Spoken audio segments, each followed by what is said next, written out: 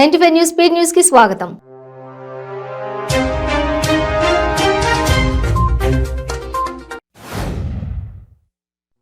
రాష్ట్రాల హక్కులను చట్టసభల తీర్మానాలను గవర్నర్లు గౌరవించాల్సిన బాధ్యత ఉందని శాసనమండలి చైర్మన్ గుత్తా సుఖేందర్ రెడ్డి అన్నారు. తెలంగాణలో దళితులను వంచన చేసి రాజ్యాధికారంలోకి వచ్చిన చరిత్ర కేసీఆర్ కు ఉందని బీజేపీ ఎమ్మెల్యే ఈటెల రాజేందర్ విమర్శించారు. ఖమ్మం బహిరంగ సభతో దేశ రాజకీయాలకు దశ ఇస్తామని కేసీఆర్ చెప్పినా అది ఎక్కడా కనిపించలేదని సీఎల్పీ నేత భట్టి విక్రమార్క విమర్శించారు. Warangal mills colony police station పరిధిలోని బాలిక కిడ్నాప్ కలకలం రేపింది. పూషాయగూడ ప్రభుత్వ పాఠశాల ఆవరణలో చెత్త కుప్పలు దర్శనమిస్తున్నాయి. ఆవరణం పూర్తి అపరిశుభ్రంగా మారడంతో దోమలు వృద్ధి చెందడమే కాకుండా పాములు తేళ్లు ఆవాసం ఏర్పరచుకునే ప్రమాదం ఉందని విద్యార్థులు వాపోతున్నారు. కొత్త కారు కొన్నాడు, పూజ కోసం దర్గాకు తీసుకెళ్లాడు. కొత్త కారు మహత్యమో ఏమో అదుపు చేయడం చేత కాలేదో మొత్తానికి ఆ కారు బీభత్సం సృష్టించింది. కారు అదుపు తప్పి అక్కడే ఉన్న జనాలపై నుండి దూసుకెళ్లింది.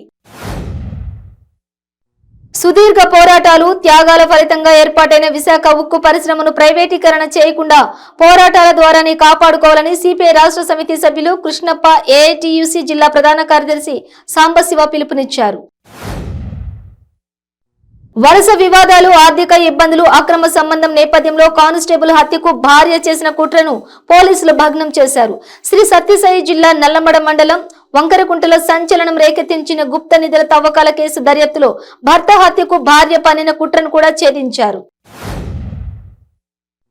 ఏపీ ఎస్ఆర్టీసీ మునిపెన్నడూ లేని విధంగా రికార్డు స్థాయి ఆదాయాన్ని నమోదు చేసింది. ఈ నెల 18న ఒక్క రోజులో 23 కోట్ల ఆదాయాన్ని సాధించింది. ప్రస్తుత ఆర్థిక సంవత్సరంలో అత్యధిక ఎర్నింగ్స్ సాధించిన రోజుగా రికార్డు నెలకొల్పింది. అనంతపురంలో ట్రాఫిక్ ఏఎస్ఐ రామాంజనేయులు ప్రజలు పడుతున్న కష్టాలు చూసి తానే నడుం బిగించి అక్కడ రోడ్లపై వృధాగా పడేసిన మట్టిని జేసీబీతో చదును చేయించి రోడ్డును బాగు చేశారు. దీన్ని చూసిన వాహనదారులు పోలీసులలో ఇలాంటి వారు కూడా ఉంటారా అని చర్చించుకున్నారు. అనుమానాస్పద స్థితిలో మృతి చెందిన మహిళా కేసును పోలీసులు ఛేదించారు. ఈ నెల 16న చెట్ల పొదల్లో కుళ్లిన స్థితిలో మహిళ మృతదేహం బయటపడ్డ విషయం తెలిసిందే. ఇన్స్పెక్టర్ జగదీశ్వరరావు కేసు వివరాలను వెల్లడించారు. హైదరాబాద్ లోని కాంగ్రెస్ పార్టీ ప్రధాన కార్యాలయం గాంధీ భవన్ ఆసక్తికర భేటీకి వేదికైంది.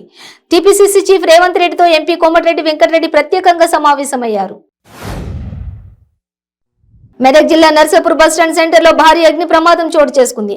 బస్టాండ్ సెంటర్ లో ఉన్న ఓ షాపుల మంటలు చెలరేగాయి. మాజీ మంత్రి బీజేపీ నాయకులు టీజీ వెంకటేష్ ను కర్నూలులోని ఆయన నివాసంలో బీజేపీ ఎమ్మెల్యే ఈటెల రాజేందర్ మర్యాద పూర్వకంగా కలిశారు.